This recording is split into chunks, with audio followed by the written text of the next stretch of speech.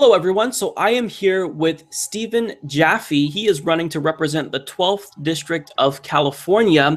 And he's not just like any other congressional candidate's campaign, because his campaign is especially significant to progressives because he is challenging someone who needed to be challenged a really long time ago. So, Stephen, can you tell us who you're challenging and why you decided to challenge this individual? I am challenging Nancy Pelosi in the primary next year. And the reason I decided, well, there's multiple reasons for that. First, I'll tell you why I'm running for any office. I was very much inspired by Bernie Sanders in 2016. I'm not a youngster, and I actually remember every presidential election since I was a young kid. The first Eisenhower-Stevenson election is the one I remember. I remember coming home and telling my parents, because his campaign slogan was "I like Ike," and they were Democrats, and they said, "No, you don't." And I don't know what they were talking about. But the reason I bring this history back is Bernie was the first presidential candidate who really resonated with me, that I really felt connected with and very inspired by. So after working on several local campaigns, I went to work for Bernie. And eventually I was recruited by the national campaign. I traveled from San Francisco to Nevada to help legally supervise the Nevada caucuses, which turned out were absolutely chaotic, but kind of a microcosm of what happened around the country during the primary process. So we all woke up on November 9th in a collective state of shock, I think, over what had happened. And I had listened to what Bernie and other people had said about don't just talk, get out there and do something. So I threw my hat in the ring. My opponent is Nancy Pelosi. Nancy Pelosi is, I think, as much as anybody else, except maybe Hillary Clinton, and maybe even more so now, the icon of what I call the establishment corporate Democratic Party. And in my opinion, she is significantly out of touch with her own constituents here in San Francisco. She herself and is perceived as a national political figure. She's the minority leader of the House. She was the Speaker of the House, and I think she's forgotten she represents. And it doesn't appear to me she shares the values of her constituents, of which I am one, and how they view the world politically in 2017 and probably will in 2018. So I think she's vulnerable in that respect, and that's a long answer to your short question. And that's fantastic, because I think that learning the inspiration as to why someone decides to run is really important, because you were motivated by Bernie Sanders' campaign, and clearly you're inspired by Bernie Sanders. And I think that to have someone with the ideals of Bernie Sanders challenge Nancy Pelosi is really important. Now, one thing I wanted to ask you about is kind of a two-pronged question here. First of all, you're kind of running on the campaign of four issues. One of them is single-payer healthcare. So I'm sure you know about the bill HR 676, which is basically the bill that would take Bernie Sanders' Medicare for all issue and bring it to a national stage. It would give us a single-payer system.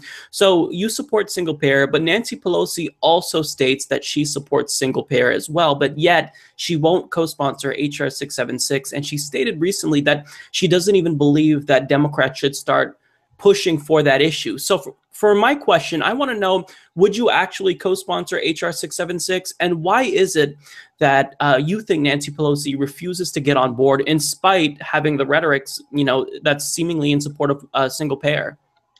I don't believe Nancy Pelosi supports single payer. There's multiple reasons for that. The main reason is that even though she is a renowned fundraiser, the source of her fundraising is, guess who? Healthcare industry, insurance companies, people who have a significant stake in not having single-payer insurance come into existence. And she does not support single-payer. One of the things I say in my campaign and in my interviews is the two rarest words you hear politicians speak are the words yes and no. And when she is asked, do you support single payer?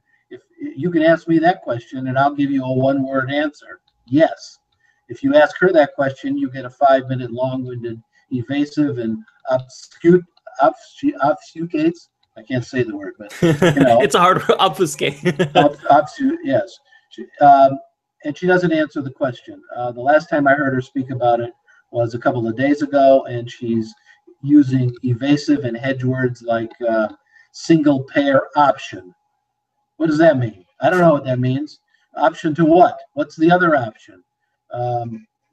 She will not unequivocally commit to single payer because she doesn't believe in it. She doesn't want it, and that's why she won't sponsor it. She will lose her funding from these for-profit insurance companies and healthcare companies. Right. And I think that you're kind of speaking to a bigger issue that has to do with campaign finance. But before we move on to campaign finance, so just so that way viewers are clear, you would co-sponsor HR 676 if you were elected? I don't know the number. That's John Conyers' bill, I think it is. Correct, John Conyers' bill. Absolutely. Excellent, Yes, excellent. Yes, my one-word answer is either take your pick, yes or absolutely. That's perfect. Okay, so yeah, you talked about, why Nancy Pelosi won't get on board and the need for campaign finance reform, and this is one of the signature issues of your campaign. So can you talk about why campaign finance reform is so necessary right now? Because I think this is a really confusing issue. So can you describe why you see it as one of the most important issues of our time? Well, at the risk of getting too lawyerly about this issue really flows from the horrible Citizens United case, during which the Supreme Court, in a unwise and very bad move,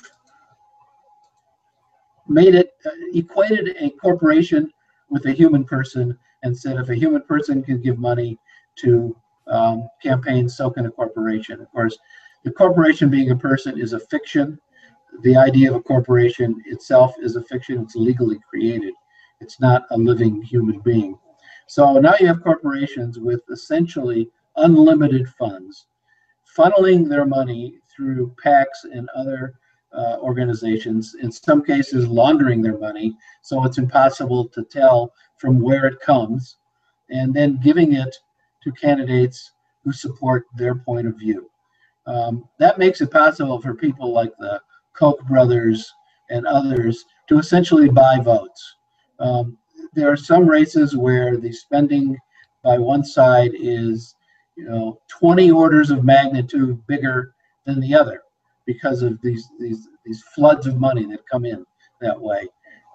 I believe eventually, for campaigns to be fair, there's going to have to be some kind of public funding of campaigns so that everyone is playing on a level playing field. Because right now it's fixed. If I'm elected to Congress, I will look into how federal legislation can fix this. It very well may be that there has to be movement on the Supreme Court, but sometimes Congress can make legislation which alters or softens the impact of some Supreme Court decisions. I know that to be true. I call this practice dark money, when the source of the money is being hidden. That's called dark money. And if I can if you can indulge me for about another 60 seconds, here in San Francisco, I want San Francisco voters to know I'm very proud. Last October, our little tiny Democratic club here on the South Beach District 6 Democratic Club, I wrote a resolution that was passed by our club requiring chartered Democratic clubs to reveal the sources of their income and their money. That's because one of these clubs here in San Francisco had taken in almost $1 million of dark money and distributed out to what are called, they call themselves moderate Democrats. They are really Republican light, builders, developers, banks, like that.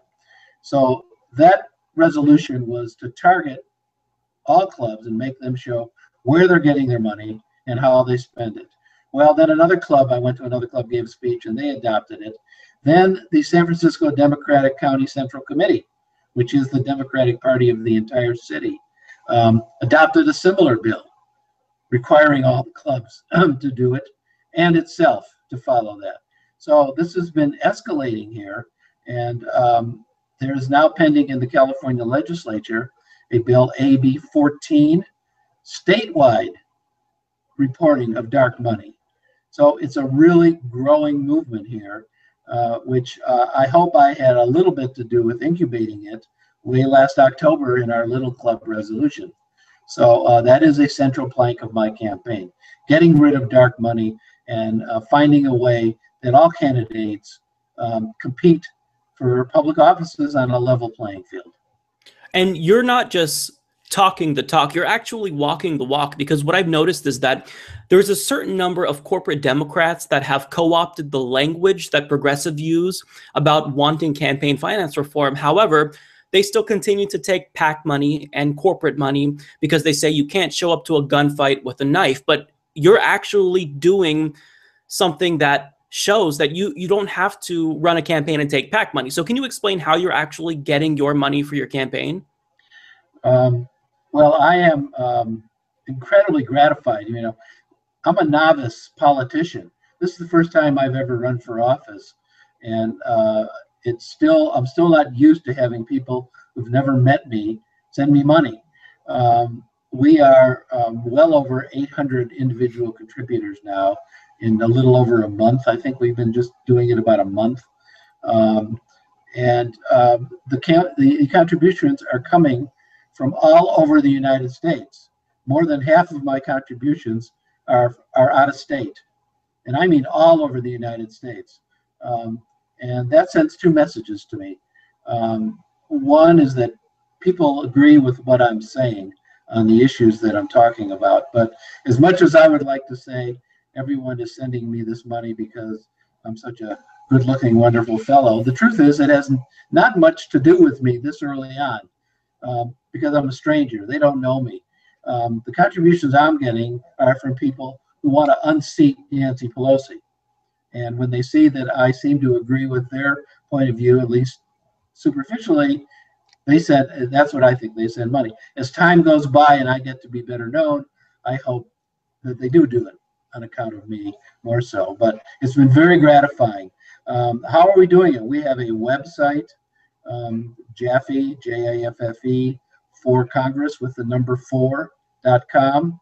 We have a Facebook page, Jaffe for Congress, also with the number 4. I have a Twitter account, and I'm not sure what else I have. I'm not, you're reaching the end of my universe of tech knowledge here. But that's essentially how we are doing it. We don't have TV ads. I'm not putting on big events yet. So it's been a real, genuine grassroots kind of effort in terms of fundraising. And if anybody is interested, just go to JaffeForCongress.com or Jaffe for Congress on Facebook. Right. And, you know, I think that the reason why you're getting so much support nationwide is because it's not just that you're challenging Nancy Pelosi, but unlike a lot of corporate Democrats, at least for myself, and I know I speak for a lot more progressives, as we learn more about you, we tend to like you more. So one thing that I found out about you from a tweet that you posted is that you not only support a $15 minimum wage, but you've stated the harsh truth that not many people are willing to acknowledge, is that in certain areas of the country, $15 isn't enough. I mean, the standard of living is super high. So you've talked about, you know, pinning it to inflation in certain ways and making sure that in certain areas they have a living wage, regardless if that's 15 or higher than 15. So I think that you are really a candidate that inspires progressives, and you're the real deal.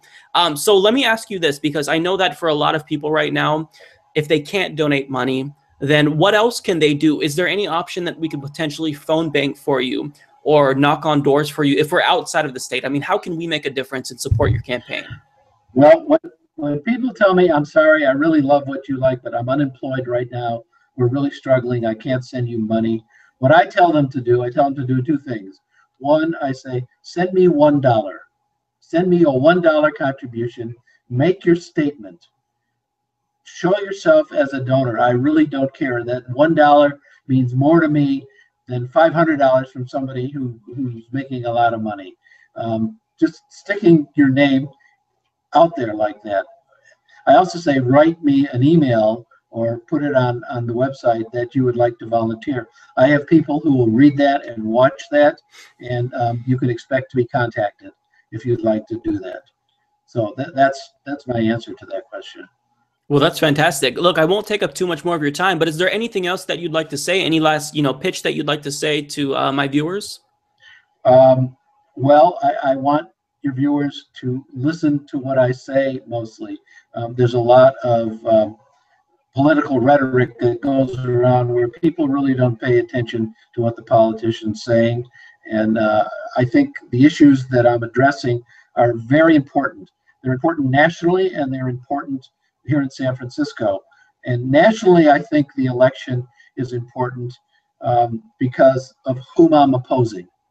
I'm opposing the person who is the most representative, I think, of the corporate establishment in the Democratic Party, and the person who I hold partially responsible for the fiasco of 2016.